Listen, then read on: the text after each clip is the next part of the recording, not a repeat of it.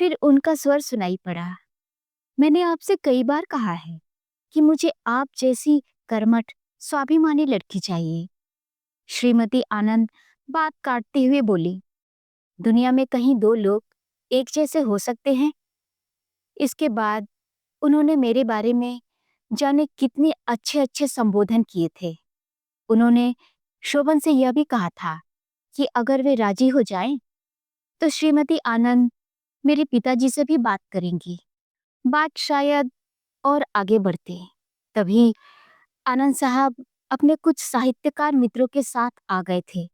बातों का सिलसिला टूट गया था, लेकिन मेरी कल्पनाओं का सिलसिला जुड़ गया था।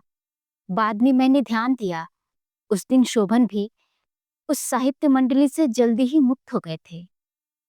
बीए की पढ़ाई खत्म हो चुकी थी। ऊब को दूर करने के लिए आनंद साहब की पत्रिका के इस कार्यालय में मैं काम करने लग गई थी।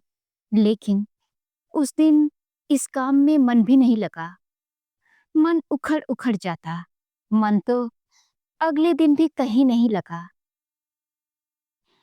सुनहली धूप में चादर लपेटकर बैठी आकृति द्वारा मंद स्वर में बोले जाते स्वर कानों के पास तितलियों की तरह उड़ने लगते।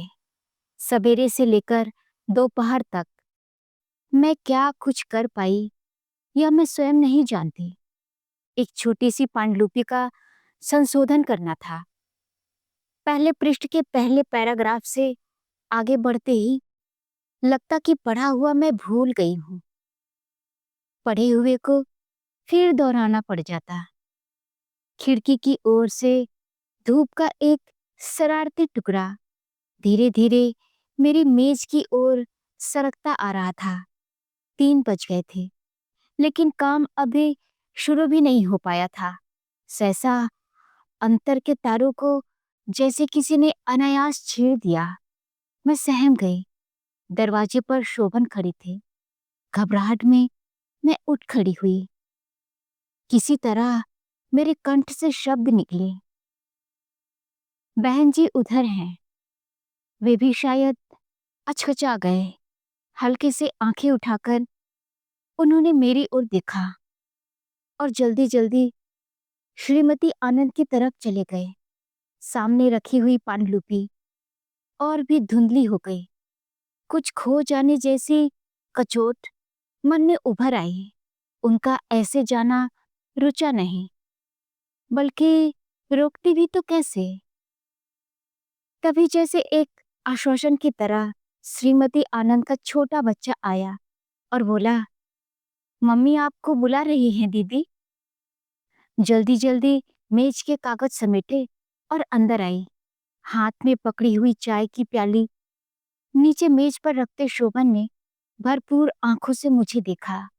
थोड़ा सा अपने आप को चुराकर मैंने भी उनकी इस चोरी को पहचाना। बातचीत जारी थी, लेकिन बोली जाते हुए शब्दों से अधिक जो अनकहा था वह अंतर में सहेजा जा रहा था। आनंद साहब कमरे में आए। मैंने जल्दी से उठकर उन्हें कुर्सी दी और उसके बाद अंतर में सहेजी हुई उन संवेदनाओं को लेकर वहां से हट गई। बाहर लॉन में ढलती सुनहरी धूप में नन्हे नन्हे फूल रेशमी हवा में थिरक रहे थे। चाह कर भी वहां अटके बिना मैं ऑफिस के कमरे में आ गई। फिर बार बार ओझल होते हुए शब्दों वाली पांडुलिपि लेकर बैठी। बैठी बैठी कहाँ खो गई मैं नहीं जानती। चेतना जब लौटी तब मैंने देखा श्रीमती आनंद मेरे सामने खड़ी हैं। कुंतल, उन्होंने कहा और फिर अटक गए। थोड़ी देर जैसे सोचकर बोली, कुंतल, तुमने तो कुछ भी नहीं बताया। तुम भी तो अपनी रुचि बताओ। शोभन साहित्यकार हैं, प्रतिभाशाली हैं, समर्थ हैं, योग्य हैं। तुम अपना मन खोलो तो बात आगे चले। मन की मधुरता के बावजूद जिसने यातना की एक घुटन घिर आई थी। कहीं अपने मन की मजबूरियां भी चमकने लगी। सच तो यह है कि उन मीठे क्षणों के बावजूद निश्चय के किसी छोर पर पहुंचना मेरे लिए आसान न था। संभवतः मन के इस अनिश्चय के कारण मुझे एक बार ऐसा भी लगा कि उन सब का मुझ में इतनी रुचि लेना जाती है, लेकिन नहीं करने लायक मनःस्थिति नहीं थी। वे कहती जा रही थी, शोभन का भविष्य उज्जवल है, तुम सुखी रह सकोगी। घर पर केवल उसकी विधवा माँ है और वह इकलौता बेटा है। स्वभाव बच्चों का सा सरल है। मन में स्वप्न थे, आकांक्षाएं थी। कुछ नहीं था तो निश्चय। हो सकता है संकोच ने निश्चय को दबा रखा हो। सूरज डूबने को हो रहा था। शाम गहरा गई थी। संस्कार पाँव को घर की ओर खींच रहे थे, लेकिन अंतर्मन मुझे ढूंढे नहीं मिल रहा था। यह थी शुरुआत एक ऐसे पौधे की जो यत्न से उगता है, लेकिन यत्न से आरक्षित भी किया जा सके ऐसा नहीं हो पाता। विश्वविद्यालय से क्लास लेकर लौटकर वे ऑफिस आते, एक क्षण जैसे भटककर मेरी मेज की ओर आ निकलते और फिर श्रीमती आनंद जी की ओर निकल जाते। वहां से उनका बुलावा चाय के लिए आता। फिर वही चाय, वही दृष्टिपात, वही संकोच, वही मौन संभाषण। आदमी की सामाजिकता का एक पहलू शायद यह भी है कि वह पारिवारिक संलग्नता या कमिटमेंट से या तो बिल्कुल दूर भागता है या फिर उसे ओढ़ता ही चला जाता है। और यह बात अधिक सच होती है नारी के संदर्भ में। श्रीमती आनंद की स्थिति लगभग यही रही होगी। हो सकता है कि अपने लेखक पति द्वारा सामाजिकता को बात बात पर काट कर ही जीते चलने के कारण वे ये निर्णय ले बैठी हो कि मेरे सामाजिक बंधन को सफल बनाकर वे उसकी क्षतिपूर्ति कर लेंगी। मैंने ध्यान दिया कि पिछले कुछ दिनों से श्रीमती आनंद अतिथि सत्कार के अपने नियमित कार्यक्रम की उपेक्षा कर रही थी। बड़े प्रयत्न के बाद उन्हें मेरी हाँ मिल गई। बड़े उत्साह से उन्होंने उस दिन आनंद साहब को मेरी स्वीकृति के बारे में सूचना दी थी। दरवाजे पर लटकते पर्दे की हल्की सी फांक से चुपचाप संकुचित आंखों से मैंने देखा था। आनंद साहब ने सुना तो उनके चेहरे पर एक क्षण के लिए अपरिचित प्रतिक्रिया की परछाई तैर गई थी। फिर तुरंत ही खिलकर उन्होंने श्रीमती आनंद को बधाई भी दी थी। वे बड़े विस्तार से कहती रही कि शादी में वे किसे किसे बुलाएंगी और क्या क्या करेंगी। तभी आनंद साहब ने उन्हें याद दिलाया कि कुंतल के अपने माँ बाप की मर्जी भी तो जाननी होगी। कुंतल के माँ बाप की मर्जी? श्रीमती आनंद थोड़ी सी चिंतित हो उठी। आखिर वह काम भी निपटाने के लिए वे स्वयं आई थी मेरे घर। माँ से पूछा था, कुंतल के पापा कब आ रहे हैं? अभी तो आने में कई रोज हैं, माँ ने कहा था। इस पर श्रीमती आनंद ने उनका पता लेकर लिखा। फिर बहुत आत्मीयता के साथ माँ से कहा कि अगर उन्हें ऐतराज न हो तो वे कुंतल की शादी के बारे में कुछ बात करना चाहेंगी। कुंतल की शादी के बारे में? मैं वहां से उठकर जल्दी जल्दी सीढ़ियां चढ़ती हुई ऊपर अपने कमरे में आ गई थी। मुझे मालूम हुआ कि उस दिन भी उन्होंने माँ से शोभन के बारे में वही सब कुछ कहा था। माँ ने उन्हें कह दिया था कि ऐसे लड़के से शादी हो, इसे तो वे स्वयं भी चाहेंगी, लेकिन फिर भी पक्की बात तो तभी की जा सकेगी जब कुंतल के पिताजी आ जाएं और शोभन को देख लें। श्रीमती आनंद अंदर ही अंदर थोड़ी सी असंतुष्ट हो गई। उनका उत्साह कुछ टूट गया। वे आगे जब तक बात करती रहीं, उनका मन कुछ बुझा बुझा सा रहा। वे चलने लगी तो मैं भी नीचे आ गई। द्वार तक उन्हें छोड़ने गई। हाथ जोड़कर उन्हें नमस्कार किया तो लगा कि वे बहुत अनकहा लेकर जा रही हैं। वे दिन विचित्र होते हैं। देखते देखते अंतर्मन का न जाने कितना कुछ अनायास बदल जाता है। मैंने पाया कि मैं सहसा बदल गई, ऊपर से नीचे तक। हर पांव की चाप से जैसे कुछ शब्द निकलने लगते। बचपन का चुलबुलापन और शरारतें जाने कहाँ कब गायब हो गए थे। एक अविराम चुप मेरे ऊपर छा गया था। चलते समय लगता कि कहीं कुछ हिल जाएगा और टूट जाएगा। मेरे चारों ओर पारदर्शी शीशे के तारों के पर्दे खड़े हो गए थे। उनमें जाने कितने स्वर थे। हर सांस से वे संवेदनशील हो उठते थे।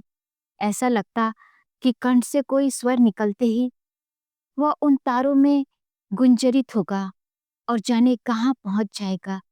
एकांत, निर्बाध एकांत मेरा अपना बन गया था। मेरे और एकांत के बीच उन दिनों जाने कितने गोपन संवाद हुए थे। श्रीमती आनंद ने मेरे यहाँ से लौटकर पिताजी के लिए एक पत्र लिखा था। पत्र उन्होंने मुझे सुनाया भी था।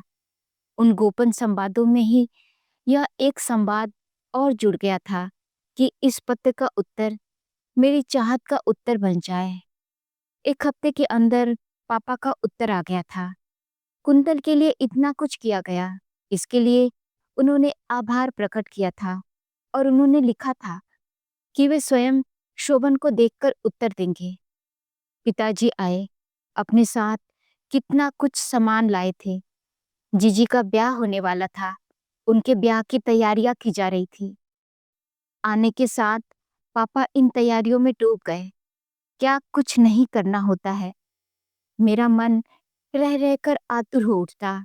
एक दिन, 2 दिन, 4 दिन, आखिर एक दिन मैंने साहस करके पूछा, पापा, श्रीमती आनंद आपके खत के बारे में पूछ रही थी।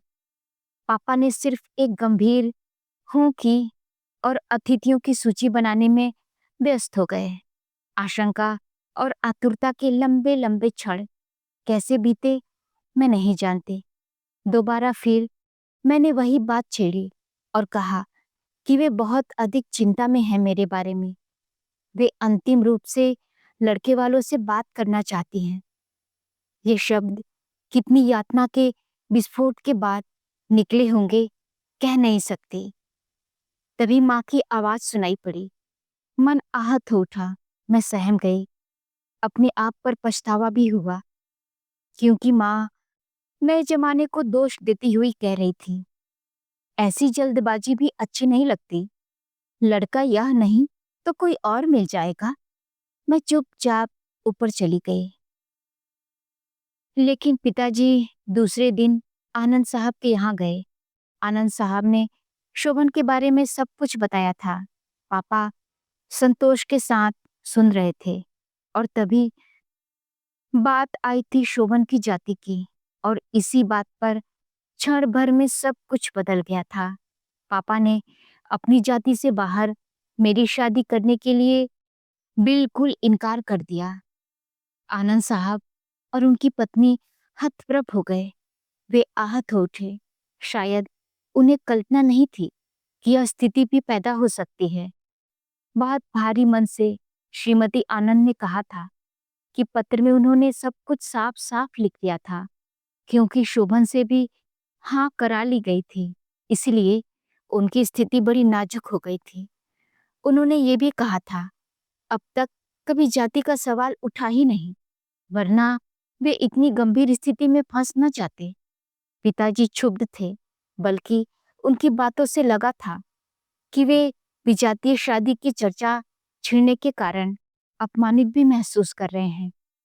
उसी क्षोभ के साथ वह उठकर भी चले आए थे। वह रात मेरे लिए बहुत बड़े तनाव की रात थी। रात भर नींद नहीं आई। मन जाने कितने गहरे डूबता रहा। सुबह शरीर की नस नस में तनाव था। पोर पोर टूट रहा था। मन न होने पर भी उठी, नहाया धोया, किसी तरह नाश्ता करके ऑफिस जाने के लिए नीचे उतरी। तभी पीछे से आवाज सुनाई थी। बहुत गंभीर आवाज में पिताजी मुझे बुला रहे थे। मैं ठिठक कर खड़ी हो गई। उसी तरह सधी और खुश्क आवाज में वे बोले, कुंतल, आज से तुम वहां नहीं जाओगी। मैं नहीं चाहता कि हमारी पारिवारिक शांति कोई आदर्शों के नाम पर भंग करे। मैं जड़ होकर सुनती रही। एक एक शब्द में तेजाब भरा हुआ था। मुझे लगा कि मेरे रोए-रोए को कोई चीर रहा है। रोना नहीं आया, बल्कि टूटन का एक बादल घिरता चला गया। उन्हीं पैरों वापस लौटी और ऊपर अपने कमरे में आ गई। आशंकाएं और उत्तेजनाएं मन में घिरती घुमड़ती रही और फिर विवश होकर मैं रो पड़ी। उस एकांत में मैं कब तक रोई नहीं जानती। माँ मेरी चारपाई के पास खड़ी थी। मुझे रोते हुए निश्चय ही उन्होंने देखा था, लेकिन उन्होंने कहा कुछ नहीं। चारपाई पर उन्होंने कुछ लिफाफे रख दिए और बोली, लिस्ट से देखकर इन पर पते लिख देना। वे चली गई और मैं बैठी रही। बैठे बैठे निश्चय की एक धुंधली सी छाया उभरी। उसी तरह उठकर नीचे आई। बिना किसी ओर देखे आंगन में रुककर मैंने कहा, काम पर जाना नहीं है, लेकिन हिसाब किताब संभलवाना होगा, इसीलिए आज जाना ही पड़ेगा। माँ ने सुना, पिताजी ने भी सुना, लेकिन उत्तर किसी ने नहीं दिया। मैं धीरे धीरे बाहर आ गई। आज वह ऑफिस वाला ऑफिस नहीं था। आज वह मेरा ऑफिस नहीं था। वहाँ की वह धूप, वहाँ की वह हवा, वहाँ के वातावरण में घुली हुई स्मृतियाँ, वहाँ का कुछ भी तो मेरा नहीं था। विवशता मेरे कंठ में घुटती रही और आंखों में आंसू छलक आए। धीरे धीरे ऑफिस का सामान ठीक किया, ड्रॉअर से निजी वस्तुएं बाहर निकाली। मन फिर कचोट गया। कागजों के ढेर के बीच मखमल के जिल्द पर एक रुपहला अक्षर चमक रहा था, के यानी कुंतल। कुंतल को शोभन की ओर से एक भेंट। मखमल से मढ़ी शोभन की पहली किताब। 14 मार्च को संवेदनाओं की बहुत छोटी सी कथा को उपसंहार देने के लिए ही क्या यह नीली भेंट दी गई थी। उस दिन होली थी। लाल, पीले और जाने कितने रंगों के अबीर लेकर आए उस पर्व को पहली बार एक स्नेह स्पर्श प्राप्त हुआ था। उसी दिन परिणय के प्रतीक के रूप में यह नीली भेंट शोभन ने दी थी। डूबता सूरज आसमान से धरती तक केसरिया रंग बिखेर रहा था। हंसी और रंग में डूबे हुए थे शोभन। खुद मैं साहस नहीं कर पाई थी, इसीलिए रंग देकर बेबी को भेजा था कि वह शोभन को रंग दे। रंग से चौंक कर शिकायत और कृतज्ञता की मिली भावना से मेरी ओर देखा था। थोड़ी देर बाद जाने कब चुपचाप वे आए। हथेलियों में रंग लगा था। विवश मैं प्रतिरोध नहीं कर पाई। दोनों हथेलियों का वह रंग मेरे गालों को और अधिक लाल कर गया। उस दिन का वह रंग कई रोज तक रहा और उसके बाद उतर कर भी उतर नहीं पाया। किसी चीज को रंगना कितना आसान होता है, लेकिन रंग चढ़ जाए तो क्या आसानी से उतरता है? लज्जा के उस आरक्त के रंग के साथ क्या यह मखमली संवेदनाएं समेट कर रखी जा सकती हैं? रख कर होगा भी क्या?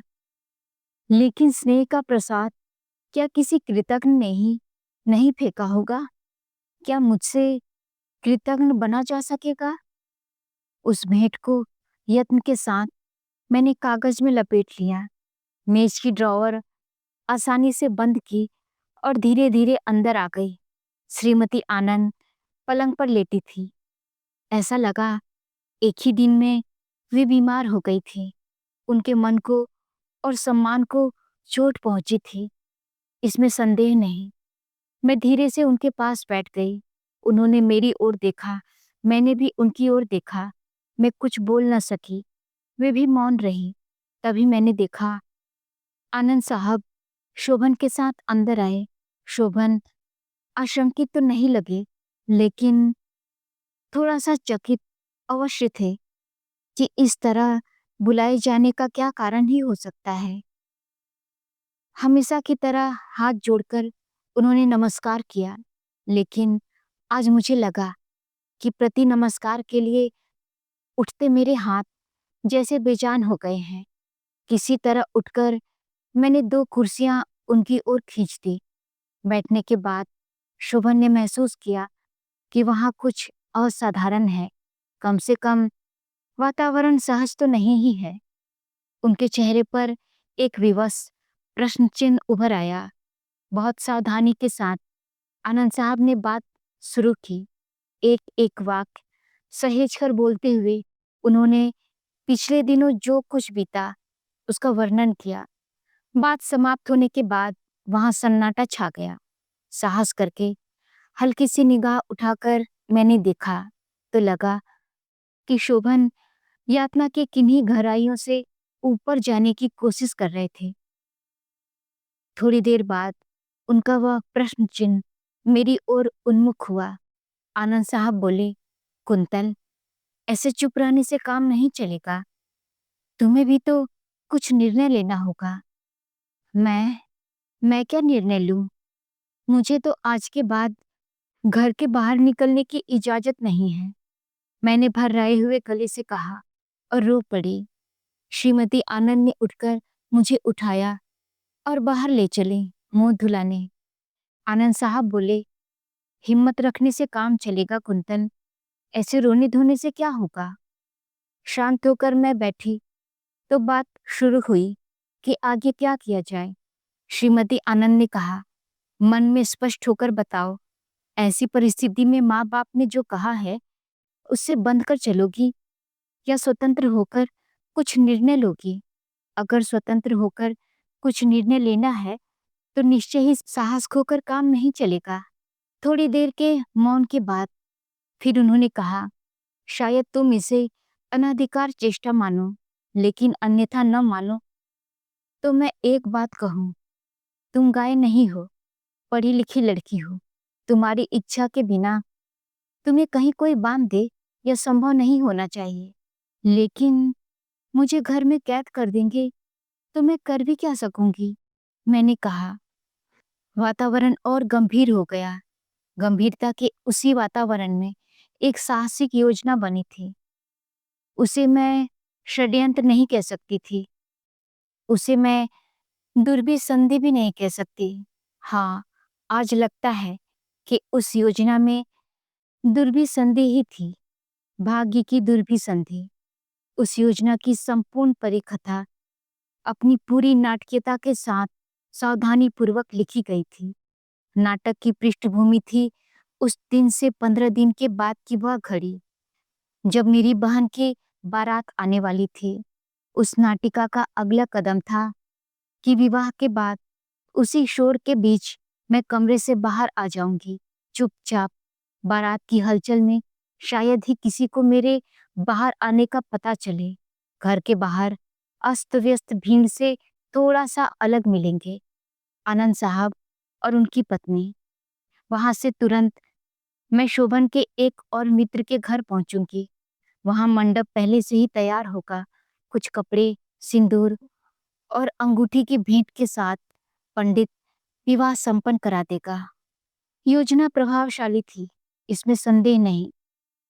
उसके एक एक पहलू पर बारीकी से ध्यान दिया गया। अंततः शोभन ने एक सवाल किया, सीधे मुझसे, कुंतल जी, आपने पूरी तरह सब कुछ सोच लिया? साहस अवश्य होगा। कहीं ऐसा न हो कि आपका साहस बीच में ही टूट जाए। वैसी स्थिति में हमारा भविष्य जो भी हो, आपको भी बहुत बड़ी कठिनाइयों का सामना करना पड़ेगा। योजना का एक एक चरण किसी चलचित्र की तरह मेरे मानस पटल पर आ रहा था। हर चरण के साथ आशंकाओं के बादल घिरते आ रहे थे। उस दिन का कल्पना चित्र एक क्षण के लिए मेरी आंखों के सामने तैर गया था, जैसे इस घटना के घटते ही शहर भर में एक तूफान खड़ा हो जाएगा। योजना पूरी हो चुकी थी। योजना के पात्र भी निश्चित हो चुके थे। सहसा आनंद साहब ने अपनी पत्नी से कहा कि थोड़ी देर इन दोनों को अकेले में एक दूसरे का मन आंक लेने दो। वे दोनों बाहर चले गए। हम आशंकाओं से लड़ते हुए वहीं बैठे रहे।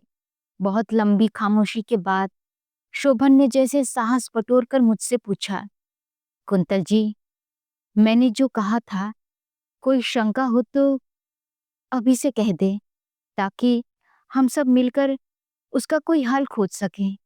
संकोच या संदेह से काम नहीं चलेगा। एक बात जो बहुत देर से मेरे मन में घूम रही थी, मेरी ज़ुबान पर आ गई।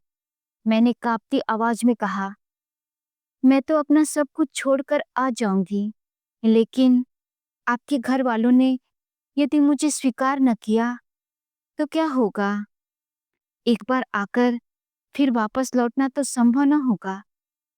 शोभन ने सुना और गंभीर होकर बोले, "देखो कुंतल, अगर तुम सब कुछ छोड़कर आ जाओ और मैं उस समय तुम्हारा साथ न दे सकूं, तो मुझसे अधिक कायर और नीच कौन होगा? विश्वास करो कुंतल, मैं आजीवन तुम्हारे साथ खड़ा रहूंगा।" आगे की कहानी हम सुनेंगे अगले अंक में। और सुनते रहिए बोलती किताबें। चैनल को सब्सक्राइब कीजिए, लाइक कीजिए और दूसरों में शेयर कीजिए। और हाँ, कमेंट ज़रूर किया कीजिए दोस्तों। धन्यवाद।